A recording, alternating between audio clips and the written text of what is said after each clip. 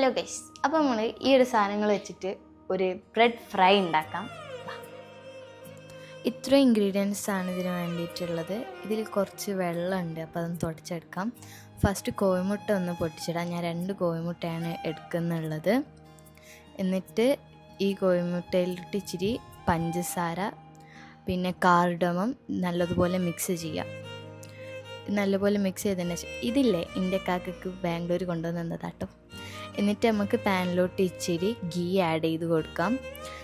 എന്നിട്ട് ഇതിൽ കുറച്ചൊന്ന് ചൂടായി വരും. അപ്പം ബ്രെഡ് എടുത്ത് കോഴിമുട്ടയിൽ മിക്സ് ചെയ്യാം.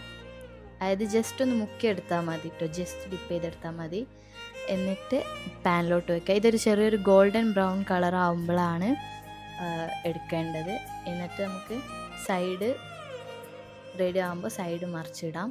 ഇതിൽ ഞാൻ മിൽക്ക് ആഡ് ചെയ്യുന്നത് മറന്നു പോയിട്ടുണ്ട്. നിങ്ങൾ ചെയ്യുമ്പോൾ നിങ്ങളത് ആഡ് ചെയ്യണം കേട്ടോ.